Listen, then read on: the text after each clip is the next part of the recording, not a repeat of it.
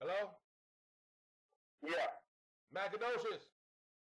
What's up, bro? What up, man? This is O'Neillian from makaveli-board.net. All right, what you doing, man? Hey, appreciate your time, bro. We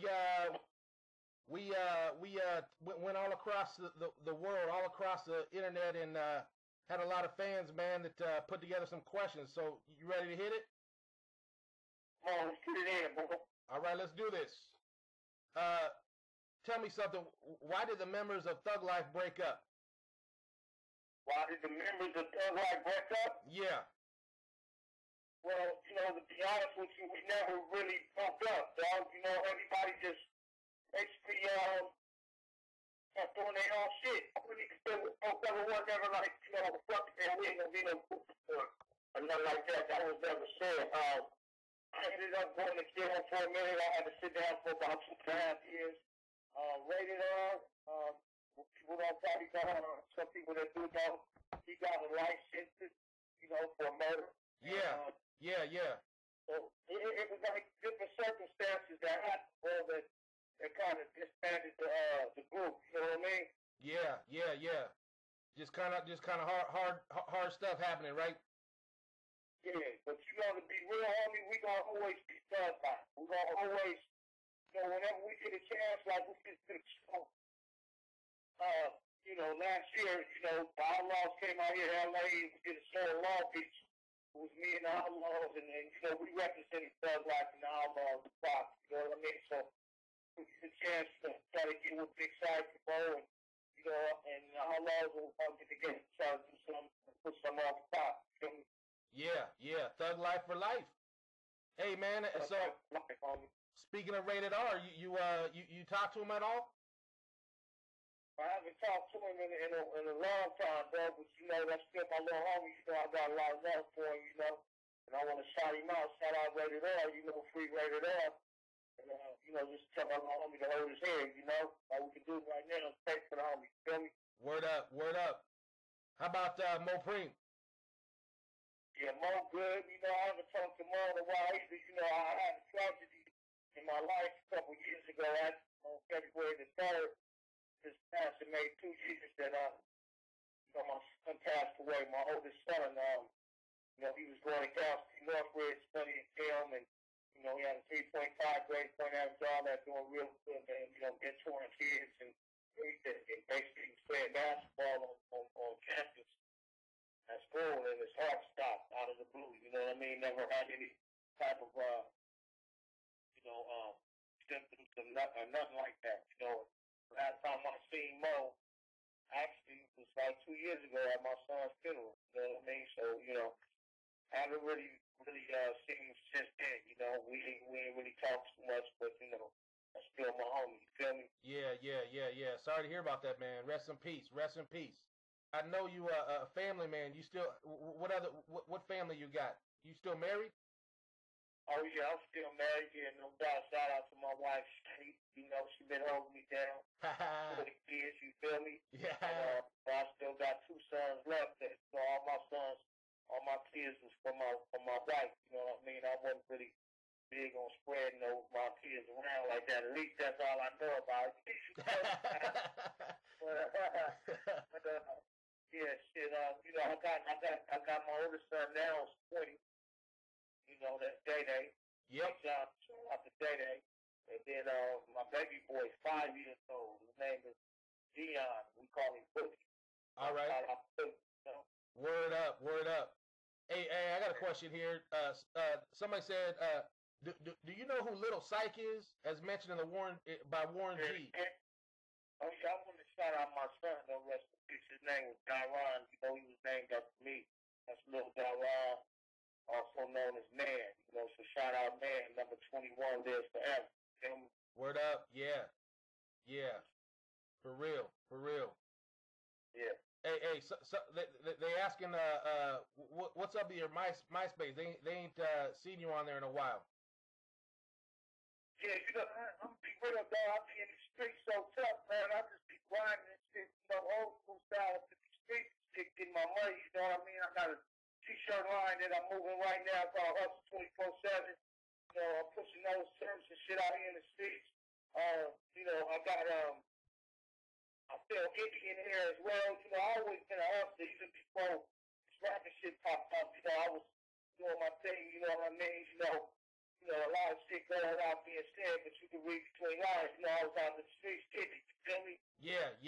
I'm still getting it, but I'm getting it more in a legitimate way. You feel me? Hey, that's cool. Ain't nothing wrong with that. That question. So I don't really got too much time to really be fucking with that computer. Even though I know that's another outlet to really network and get shit popping. I've been trying to get on it, as much as I can, but a lot of times I'm in the streets, just getting it like that. Okay. Hey, as we all know, Thug Life and Pac and the Outlaws. How do you feel like the Outlaws have represented Tupac's legacy moving forward? I feel like the little homies is out there doing their thing. Pac left us with a legacy. He left us with $1 million game, to keep going in this. And I feel like they're out there doing their thing. They holding it down the best way they know how. You feel me? So, yeah. Shout out to the Outlaws. You know what I mean? Okay. All right. So, all my little niggas, man. I seen the little dudes grow up since they was youngsters. You feel me? So, shout out to all of them. You feel me? Yeah. Hey, tell me, man, because you've been in the game a long time. So, what are some of some of these young hip hop artists coming up? What are some of the main challenges out there just trying to make it?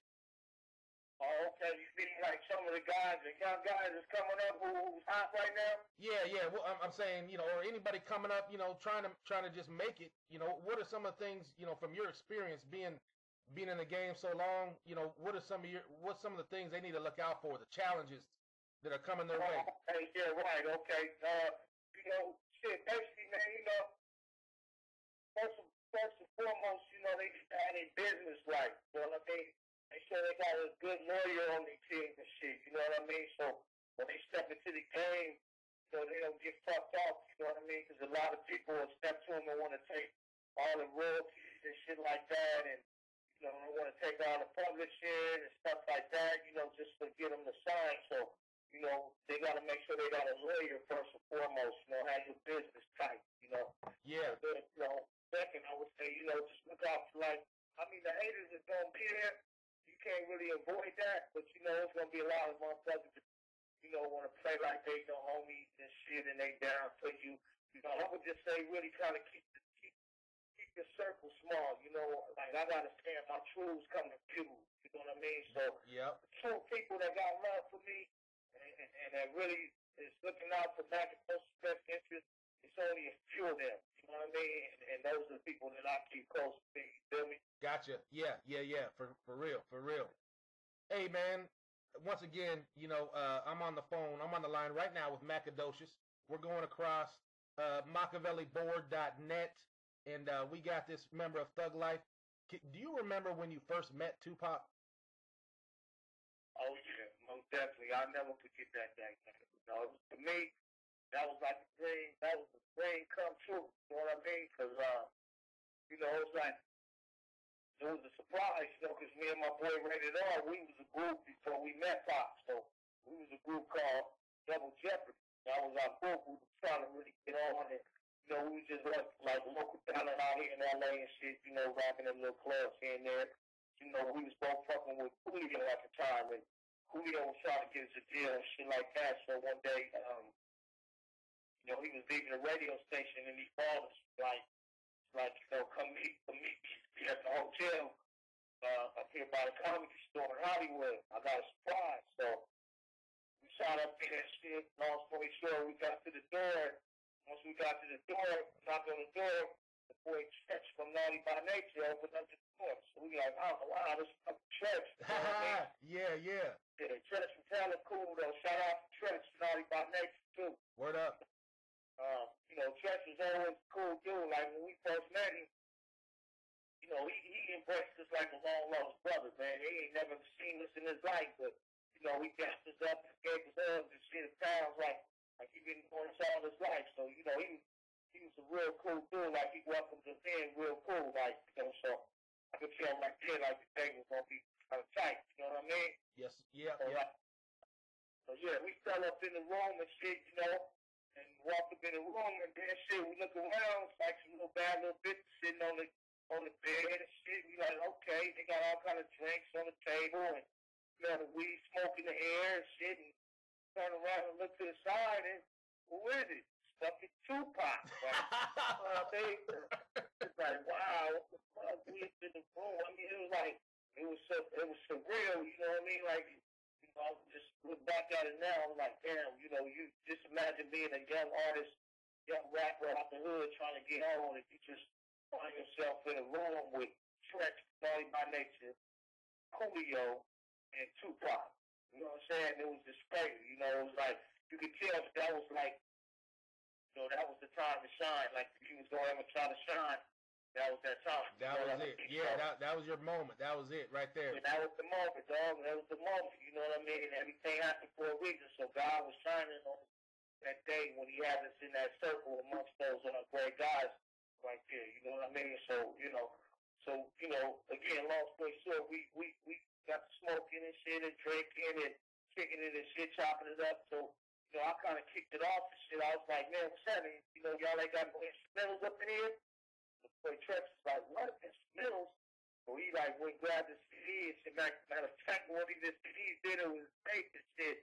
He grabbed a fucking cassette tape and it was like, 1992, the instrumentals from that album. Yeah. And that was crazy. He popped that on. And we just started spitting. It was like we got in the circle, like we had a little cycle going, and we was spitting. And I was like, you know, whenever I tell a story, I always gotta say it like this, man. I ain't mind. Like I always been a pretty good freestyler, but like this day, it seemed like every fucking word, every line, everything I said was popping. It was on point. You know what I mean? And same for Rated R. You know what I'm saying? So. Like, they was tripped up and was like, damn, like, by the time it was over, you know, it was like, Stretch was that to his first, he was like, man, who y'all fucking with? Like, y'all ain't on right now or whatever? We was like, nah. We was like, nah, you know, we just trying to get on.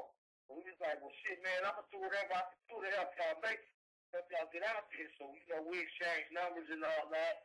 And he told the dude Benny to come from next door and bring T-shirts and all that. So, you know, it was about time to bounce and shit. So, you know, we get ready to leave. We give everybody dap, this and that. We get in the elevator. When we get in the elevator, the boy, Rated R come out of his pocket like, look. So, show me a piece of paper. It was Tupac hanging the number on there like, y'all call me for. You know what I mean? Wow. So, like Pac spitting the number on the slide. You know what I mean? Yeah. Oh, we did. You know, Trent was up front with like he was trying to fuck with on top of pocket, just sitting the number like that, like y'all call me tomorrow. So we ended up calling the next day. Actually, we had a meeting on that Friday. That Saturday, we called Fox. He invited us out to his house. He had a house out here in the valley. And we went out there and chilled with him at his house, smoked big weed and shit. And we was chopping it up. He was telling us about a group he wanted to start called Thug Life. And, you know, if we was down, we hit it and shit. And of course, we like, hell yeah. You know what I mean? Yeah, right now. Yeah, that's right. This how fast this shit happened, though, dog. Met him on a Friday. That Saturday, we went out chill with him at his house. He told us about Thug Life. We said, yeah, we want to roll with it. That Sunday, then he was like, well, you know, I'm doing a show in San Diego tomorrow. If y'all want to roll, y'all can roll. You know, y'all can't rap or nothing like that, but, you know, y'all can be on stage and shit. So we was like, yeah, we with it. So we met him on a Friday. That Saturday, we went chill with him at his house. That Sunday, we was in San Diego with him doing the show. And that Monday, we was in the studio recording our first record. Damn. Just like that. Just like that. He was a visionary. When he caught on to something, it was a done deal. You know, I thank God for that day, man. You know what I mean? Because Pac was always a real dude. You know what I mean? Like from day one, I gotta say that he was a real dude. You know, he was an honest dude. You know, he was a man of his word. You know, everything he told us he was going to do, he did it. You know what I'm saying? And I just, you know, I salute my dog, man. You know what I mean? Because, you know, without him, I don't even think I'll be where I'm at right now in the game as far as in the rap game. You know what I mean? Because I got a lot of respect out here